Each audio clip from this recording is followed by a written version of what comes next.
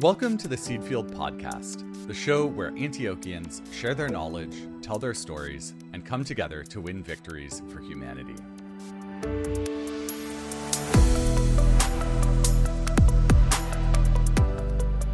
I'm your host, Jasper Nighthawk, and today we're joined by the educator and scholar Laura Thomas for a conversation about how we as a society can support young people by fostering emotional intelligence and building community, both in classrooms and beyond.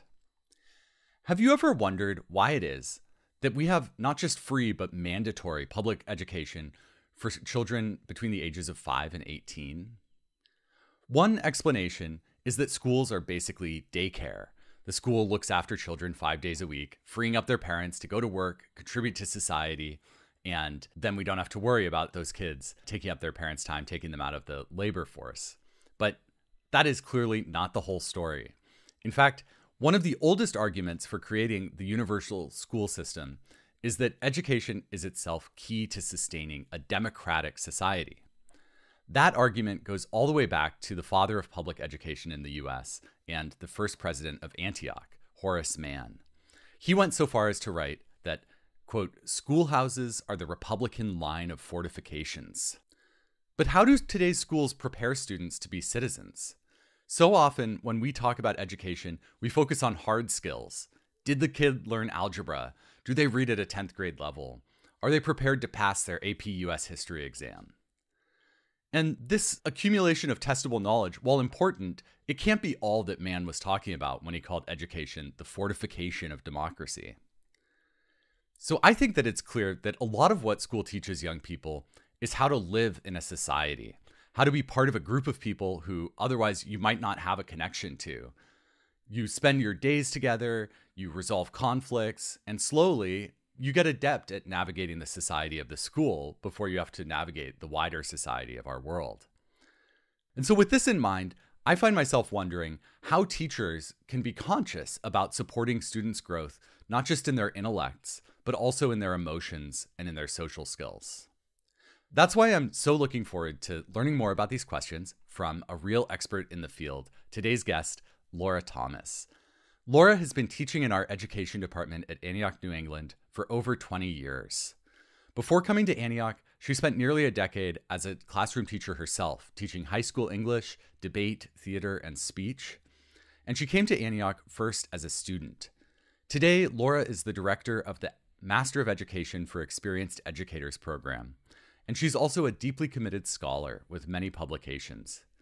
Beyond Antioch, she has long participated in Edutopia, an online community and resource for teachers, and today she's a regular contributor there as well.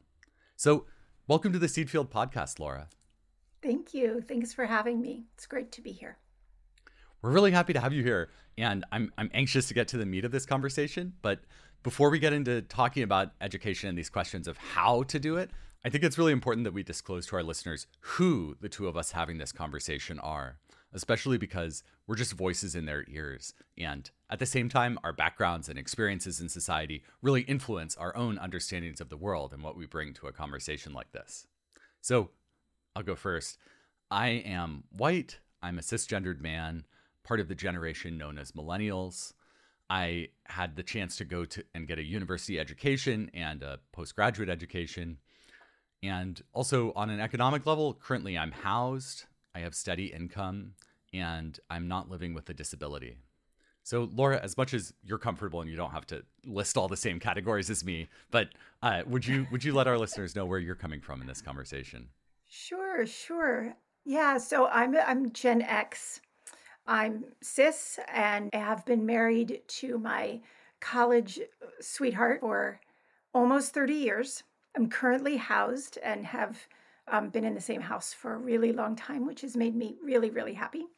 I am a second generation college attender, went to public college, grew up in the Midwest, and I was also sort of a step farm kid. My family has a farm in Northwest Missouri that we've had for over 100 years. And so while I didn't qualify as a farm kid in terms of living there full time, I spent a great deal of my growing up in that rural agricultural environment. So that's sort of where I sit, I guess, in the world. I'm also a parent. I have two college age students. Well, thank you for your service in raising the next generation, and thank you for sharing those details. I mean, I feel like those specifics are always illuminating as well. Like growing up with a rural agricultural setting as a big part of your life, I think maybe it makes sense that you think of education as not just butts in chairs in classrooms, but also a little more expansive. Well, let's jump right in. So today we're talking about kind of fostering emotional intelligence and social skills and building community inside our classrooms. And I think on one level this seems really obvious. I mean, despite my introduction, I think everyone knows that in schools you gain skills in collaborating and being kind and interacting with classmates. And at the same time, our state mandated curricula and standardized tests really universally fail to test for what we might call emotional literacy. And so I thought a good place to start is by just asking for your definition of what is emotional intelligence or emotional literacy. Yeah, there are capital E, capital I definitions of those, or capital E, capital L definitions of those. And I don't work with those as much as I do with the lived experience of those terms, because so much of my work as a faculty member at Antioch is about the lived experiences of teachers and students and schools and families and communities. So for me and in my work, it is about helping learners understand their own experiences, their own felt experiences, and to make intentional, mindful choices about their actions. So there's understanding what I'm feeling, and then there's making a decision about what I'm going to do in response to that feeling that isn't completely governed by my amygdala. That is sort of thoughtful and intentional and aware that I'm not the only person in the world. And some of that is developmental. As we grow as human beings, we become more aware that the universe does not revolve around the end of our nose. But it doesn't always happen naturally for everyone. So when I think about emotional literacy, it is the process of gaining emotional intelligence. And it happens over time. Could you give us just like a hypothetical example of what it would look like for a student to approach a situation without really having developed these skills of emotional intelligence, and what it would look like if they had?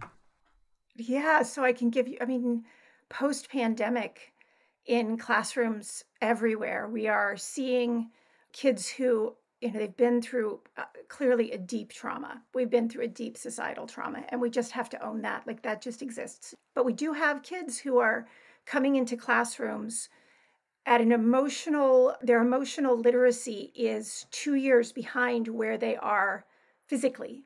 And so they are sixth grade in their hearts and minds, but they're in ninth grade classrooms.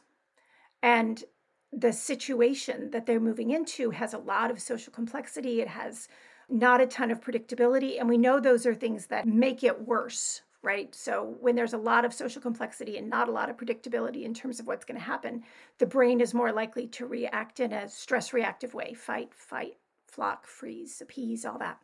And so when we see kids who throw chairs, or kids who just get up and walk out, or kids who speak disrespectfully to one another, who commit acts of vandalism, who get into fights, physical fights or verbal altercations, those are all signs of a lack of emotional intelligence and a lack of development in terms of emotional literacy. And it's really a direct result of not being with your peer group and not seeing that the people who are directly ahead of you, and not having classroom teachers available to help you sort of navigate what it looks like to be in this other situation.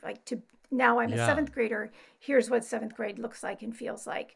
Because so much of what kids learn, they learn by observing their peers and by hearing their teachers talk about what is and isn't acceptable. And we have a lot of kids who didn't get that. Teachers did their best, parents did their best, but they didn't get it.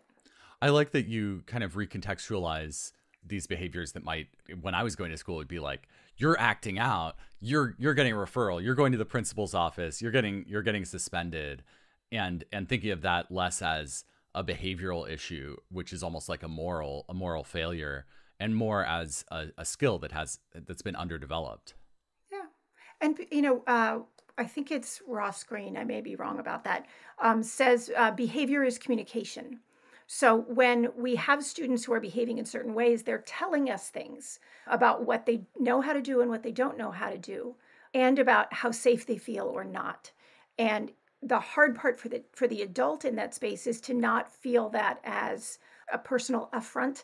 They're not doing it to you. Something is going on with them that they need support with, Hmm. and it's coming out at you, but that's only because you're the closest target. It requires a lot of emotional intelligence on the part of the teacher as well. I guess to follow up on that, Yes. what is the interplay between emotional literacy and developing that and developing competence at other tasks like, learning math or developing good reading skills? Yeah. So classrooms are systems, right? We like to pretend that they have neat rows and straight columns and that kids move from discipline to discipline through the course of a day. If they're elementary students, we close our math books and we open our reading books, or we line up and we head to music. But in reality, over the course of a day, kids are interacting with one another. They're interacting with teachers. They came out of family systems, right? So they came from home, and they're still carrying that experience of whatever happened in the morning, whatever happened in the bus, all of that stuff. And so when kids come into classrooms and we want to start developing skills, the best way to teach them those skills is to teach them in the context of everything else. Because when you think about it as an adult, you never have a time where you're just collaborating, right? You're always collaborating for some purpose. You're never communicating just to communicate. There's always a purpose there. And so to practice social emotional skills, to really get them, you have to get them in the context of meaningful work that you're doing with people that you know well. And so in the classroom setting, that means taking that systems view that we're not just going to practice respect during morning meeting, or we're not going to have respect week at the high school, which is something that I see a lot of schools doing. It's going to be ongoing. We're going to target things that we know that we need to work on, and we're going to really break them down into what they look like and sound like. And we're going to do that in the language that works for the kids and that fits into their cultural context. And that's really respectful of what is going on in the rest of their world. And then we're going to practice it, and we're going to reflect on it at the same time that we're working with math manipulatives, or we're, having free reading time, having our quiet reading time, or whatever it is that we're doing in class. So we're not just looking at, okay, so what do you know now that you didn't know before about negative numbers? But also, what do you know now that you didn't before about what it feels like to collaborate around the idea of negative numbers, to talk to a partner about that? What made it easier? What made it harder? What do you think you could have done differently, or you want to make sure you do the same next time? And then to be constantly reflecting on that. So kids understand what we mean. We throw around a lot of words like respect and collaboration and communication, but we never unpack them. And so kids don't know what they mean. They know what they mean for them Hmm. or for their family, but they don't have a shared meaning with us. Yeah, and with their classmates. I want to get into those meanings for this conversation even. So I love that you brought up how a classroom can be seen as a kind of a system. And I think that when you think about it, it's obvious that like all classrooms are communities. Like they can't help being that. But I know that you argue for this term collaborative learning communities and really fostering those. And so I was wondering if you could define for us, I mean, maybe this involves kind of a definition of what collaboration really looks like, but what are the characteristics of a collaborative learning community? Well, there's an official definition, which I should know, but I don't. The definition that I work from is that a collaborative learning community is an intentionally created and maintained learning environment that is dedicated to the safety and respect of all of the people in it. So that includes the students and the adults in the space. Yeah, and we talk about collaboration as being sort of the holy grail when it comes to classroom environments. It's the thing that we're shooting for, but it's not a binary sort of proposition. It's a developmental process. And so to create a community where kids can talk to a partner about what they know and don't know about negative numbers, or discuss the mistakes they made on their math homework the night before. They have to feel really safe with the people around them. And I am amazed at, especially when I taught middle and high school, the number of kids that had been in class with the same group of kids all year, and they didn't know the names of the people on either side of them. And so to start by building this base of really safe knowledge, and then moving to some very simple cooperation. Cooperation is really just the tacit agreement not to get in each other's way. So it's low level, you and I are going to work together to sort these Legos into the red ones and the green ones or whatever. Yeah, I like that you're drawing that difference between cooperation and collaboration, and that like kind of cooperation is one of the steps on the path to collaboration. Yeah, and a lot of folks think when they get to cooperation, they're good. But in reality, there is this moment, usually, I find it usually happens in cooperation, where folks start to notice the ways they're different. Conflict arises. Kids stop doing what we expect them to do. And some teachers will say at that moment, like, well, see, I told you we couldn't do this with these kids. And they'll go back to just a completely teacher-centered classroom. This isn't possible with these kinds of kids. I hear that a lot. Then we dig into what exactly you mean by these kinds of kids, because there's a ton of internalized bias, and there's just so much in there, right? Yeah, that's a statement that really exposes about the teacher more than about the students. Yeah, and I get it, because it's so deeply held that any kind of collaborative work is sort of reserved for gifted and talented kids or honors kids, or the kids who are largely dominant culture affluent, kids whose parents have a high degree of education. Those are the kids that end up in those groups. So there's this way that for a long time, this idea has been perpetuated that anything beyond the most really perfunctory level of cooperation isn't for any kid except for the kids who belong to that group. So what we say then is that when you hit that tension, though, what your kids are trying to find out is, can I trust you? Can I trust the people in this space? Can I really be who I am here? Or are you going to shut me down? And that's where the teacher has to lean in extra hard. More reflection, more conversation about what it looks like when we do this well, and a lot of conversation about what we expect from one another. And once kids figure out that you mean it, like you really are going to hold them to this shared set of expectations, and the classroom is going to operate that way, then they jump into this other place which is collaboration, where they can do really extraordinary stuff. Classrooms who get there, oftentimes the teacher will say, "Whew, well, I'm glad we got that done." And then they stop paying attention, and then it all falls apart. So there's a continual maintenance, just like with any good relationship, right? You're constantly sort of checking in with one another. It's that same kind of check-in that happens on an ongoing basis to make sure that we're still living into our shared agreements. What do we need to change? What needs to evolve?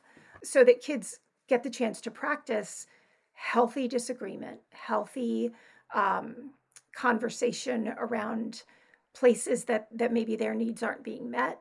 And they also get a chance to talk about how do we fix it when somebody hurts somebody else. Yeah. How do we repair that? And that, like, man, if everybody had those skills, what a different world it would be. Oh my gosh. Yeah.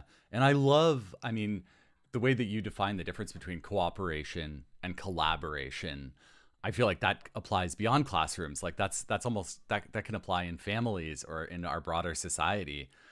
So my one more question, just to really understand collaborative learning communities, is when you go into a classroom, say you go into one classroom where this has really consciously been created and you have the full buy-in of the students and the teacher, and then you go into another, which might be a more traditional classroom, like many of the ones that maybe you or I went to school, decades ago. Could you just sort of compare and contrast how learning is happening in those environments? Yeah, I think one of the things, just to sort of step back from that a little bit, is that, and this is tertiary, so sorry, but it's a little bit of background. So I'm a big Yoga with Adriene person. I don't know if you're familiar with Adriene Mishner. Yeah, she got me through the pandemic too. Exactly. So one of the things that she talks about a lot is this idea of finding what feels good. And I feel like for classroom teachers, there are a lot of times where we say, it has to be this way. This is what a good classroom looks like. And it doesn't fit, right? Like there are yoga poses that I can't do because I have stubby little arms. And so I can do the pose, but it's not going to look like anybody else's version of that pose. And so when I think about teachers who, the different ways that classrooms can look, I've seen very traditional teachers that did an amazing job of building classroom community. And part of that was natural. Part of it was the way they naturally were with other people. They were naturally curious. They were naturally engaging, and they had a culture. They had created a reputation, I guess, as being that teacher that really liked kids. And they still ran a very traditional classroom. And it worked because everybody was equally engaged in the community, right? So even if the teacher was a straight lecture kind of teacher, if they did it really well and the kids were really into it and the kids asked questions and you had that great sort of dynamic discussion environment, the kids also held the line on what kinds of questions you ask and coming to class prepared and not interrupting. There are behaviors that are just expected in this class, right? Because it was part of the culture. I've also seen teachers that did completely progressive, problem-based, what I'd call a critical skills classroom, which is our, the approach that we use, where it's problem-based, experiential, hands-on, kids are up to their elbows in all kinds of stuff all day, that had equally great collaborative learning communities. I've also seen places where people were trying to teach in a way that didn't feel good. They didn't find their pedagogical best version of the yoga pose. They were forced into a model that didn't fit. And then they did it really badly. And part of that is because the teacher is a co-learner in the classroom, right? The teacher is a part of that system. And if the teacher feels shame, if the teacher feels incompetent, if the teacher feels threatened, if the teacher is living one of those stress reactive behaviors, then the teacher can't be fully present in that space and can't be responsive to the people that are in front of them. And if they're at the same time under threat of losing a job, you have to do it this way or you're going to get fired, the principal shows up unannounced and dings you because your objectives aren't on the board. All of those destroy the collaborative learning community because the teacher can't create it. And then I've also seen teachers who really felt pressured to be very, very progressive, and it just wasn't their jam. Like it didn't fit for them at that moment in time. They needed to shift into something that was a little bit more uniquely them, but they felt shamed for not being able to do, whatever was the cool thing their school was expecting, and they were equally shut down. And teachers are perfectionists, even if they say they aren't, they are. And we want the kids to have the best possible academic and social experience, and we want it to happen now. So there's a lot of discomfort with the idea that a classroom may not hit its stride if you're in a full year, space until March. But it doesn't mean that all the work that happened from August to February wasn't valuable. That was, if you've ever witnessed construction on a building, it takes so long to get to the stage where you're picking out paint colors and wood and, deciding what kind of windows. There's so much foundational rebar and concrete and drainage, and it's ugly. And yeah. And I also think that the places where it can be sometimes hardest to see the results are those same places where the need is greatest, because the soil hasn't been tilled. I mean, to continue the seed metaphor, like there often is the foundation hasn't been laid yet. So that laying in of a foundation can take the work, and it can feel less satisfying, but maybe in some ways more important. Yeah, and especially right now, because we do have kids that are coming in, and I'm not going to use language like behind or ahead, because everybody is where they are, right? And they're where they need to be. And that partakes of the illusion that there's a single track. Exactly. But what it does mean is that teachers who are used to seeing a certain set of developmental behaviors in their classrooms are now seeing a different set of developmental stages. And they may not have the experience or the tools or the strategies to teach at that developmental stage. And that is really hard because if you try to teach above where kids are in terms of development or, at a different developmental stage, if that doesn't match, then it's even worse. Like it's really bad. If you've ever been in a classroom where a teacher talked down to you or talked way above your level of expertise, you can imagine how that shuts people down. And especially for young people or for adolescents, for any learner. Yeah, no, and I think as a guest teacher in my own experience, I have been the teacher who did both of those things. Oh, yeah. When I was starting out, it's a hard skill. We all have been there. Yeah. So I want to talk a little bit more about this very question of reaching students who most need this emphasis on collaboration and who could benefit most from it. But I have this sense from being somebody who reads a lot that there are many schools that serve populations that historically have had fewer resources, that have been systematically excluded from education. And those schools, even to this day, are often ones that underperform on standardized tests.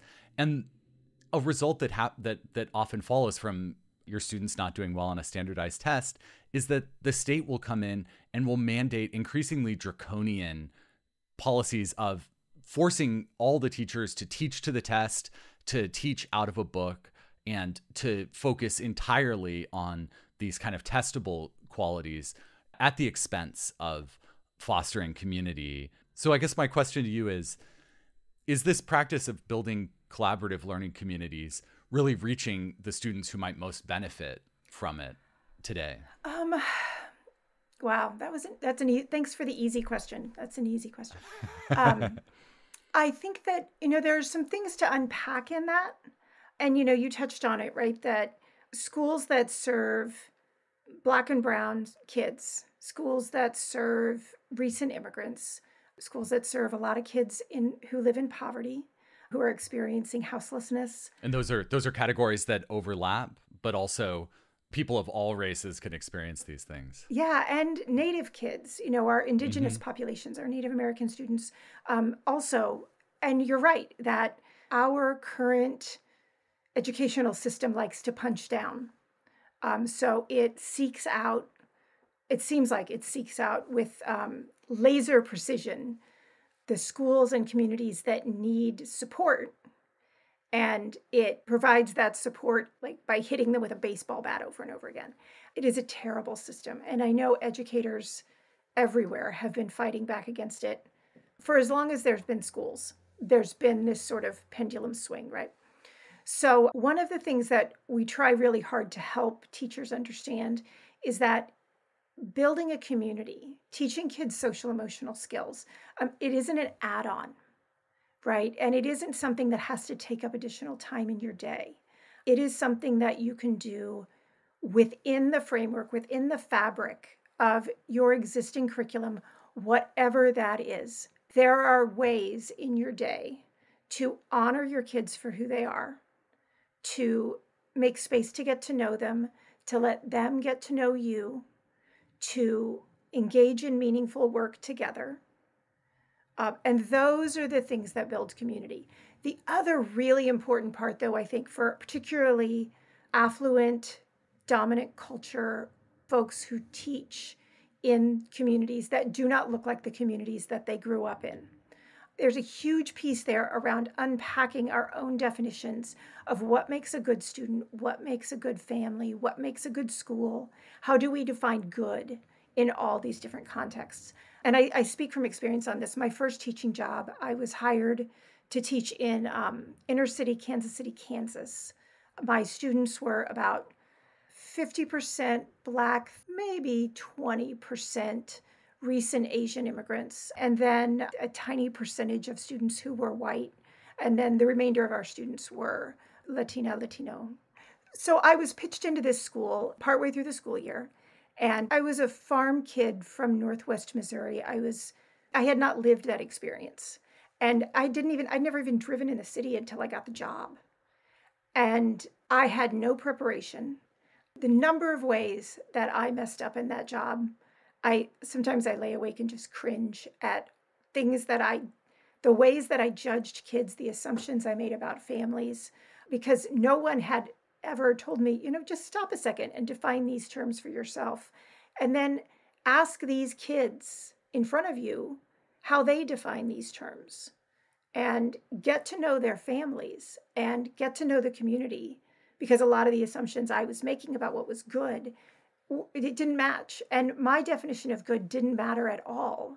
What mattered was the definition of good carried by this community. And then how do I, for those kids that, as we were talking about things like communication, well, one of my things about communication was that you speak sort of in a low tone of voice and, there's a way, and that's how you let people know you respect them. But for some of my students, that was actually disrespectful. That did not resonate for them. So for them to, if I had had the chance to be able to unpack with them, what does respect look like and sound like in different contexts in your community, then we could have talked potentially about what we all needed together as this culture of this community of very different people that were trying to, learn English. We were doing junior level English language arts class. Like, how are we going to do this together? Yeah. But I didn't have the skills. Yeah. Thank you for sharing your personal experience there. I feel like that grounds it, and also being vulnerable about this thing that you still look back on and cringe. And I certainly have. I could share my own things that I lay awake at night cringing about. And I just think that it's what you're saying is food for thought for me, and what you could have done differently. And that's really powerful.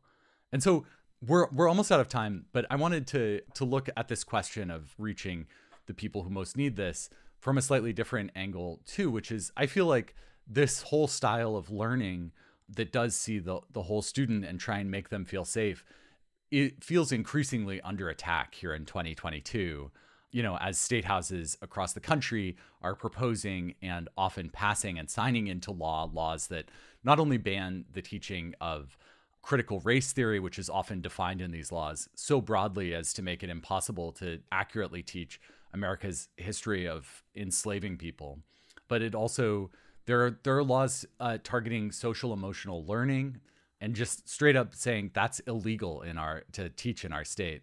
So I guess my closing question for you is, what is it like to work towards these more just educational practices when these activities are under fire and so contested in our larger society? Well, I think that there are probably a couple of different ways to go at that. The first is just to recognize that as long as there has been public education, there has been an attack on public education, as long as it has existed, especially compulsory education, even though it is foundational, as the education is the key to a free society. So experienced teachers have already seen this. Like they have watched this pendulum swing. And even in teacher prep programs, we talk about, if you look at the history, there's a great book called The Teacher Wars that looks back on the history of education as just a series of conflicts. And so when students read that in their programs, or they take foundations of education, they come into this knowing that there's always been a segment of society that doesn't feel comfortable with public education and has gained and lost power. So that exists. You come into it knowing that they're going to, just about the time a good idea really starts to take hold, someone will legislate it, and then someone else will legislate against it. And both are equally miseducative, because it's just as bad to tell teachers what they have to do versus what they can't do, because it shackles them, right? It prevents them from being responsive to the kids that are in front of them and the needs of their communities. So it's also really important to understand that pedagogy goes by a lot of different names. Good classroom practice has been called a lot of different things. The creation of the collaborative learning community, building communities where kids feel safe, that's basic brain science. Even like kindergarten teachers, when you think about your kindergarten experience, your elementary school experience, every parent wants their kid to walk into a classroom with a teacher that's going to really be aware of them and take care of them and keep them safe. Like that's just basic parental, I think it's a shared parental instinct. And so if we work from that, if we put aside as much as we possibly can, the posturing that goes on at the state level and the federal level, and we really focus on the people in front of us, the learners in front of us, the communities around us, and we take care of those pieces, then a lot of the stuff that goes on up here sort of continues to go on up there, but it doesn't impact us, So, and I say this from a place of course, privilege, because I've taught, the places that I've taught in my teaching career have been, even if they weren't in states that were terribly supportive of this kind of education, they were places that either had very little infrastructure to chase after teachers who weren't doing exactly what the state said, or who were sort of hands off. And so I haven't had the experience of teaching someplace where, somebody might walk into my classroom and check to make sure I'm reading the same word as the teacher next door. And I know that exists. And I think that in those moments, really, we have to go back to that putting on your own oxygen mask first thing. You cannot be a responsive, caring teacher who cares for the kids around you if you are not in a place that you are safe emotionally. It's Maslow, right? I can't do the higher level stuff, which is taking care of other people, unless I feel physically, emotionally safe and supported. And so if you aren't physically, emotionally safe and supported, then that has to be your priority as an educator, because you're not going to be a good teacher if you can't get to that place. And I think that's why we're seeing a lot of teachers leave, honestly, because they're looking around and saying, I can't be the teacher that I know I need to be for these children. And I'm not going to commit educational malpractice. And eventually, I think that the pendulum, I think we're already starting to see the pendulum swing in a lot of places. There are a lot more conversations about what kids need. And it's, emergency pedagogy right now around trauma and support. And you can't have that kind of conversation effectively if you're not talking about community. So. Yeah. So it's swinging in a good direction and in a bad direction. It was the worst of times and the best of times. I don't know who said it, but justice rides a slow mule. And so we have to take care of ourselves as educators before we can take care of our students, and while that mule makes its way. And some schools are getting that. Some, I read all the time about schools that are saying, we're going to change the way our week is structured, the way our day is structured, fewer kids in classes, systems where teachers can get emergency coverage, like I just need somebody to come in for 15 minutes and be with my students so I can go take a deep breath because I'm right on the edge, and I don't want to be stress reactive. I want to be present, but I got to get out of this space for a minute to do it. So we're starting to see that. It's just going to take some time. Yeah. Well, I think that's a good place for us to leave it, although a note of some, not ambivalence, but cautious hope. Thank you so much for coming on the Seed Field podcast, Laura. Thank you for having me. It's been great.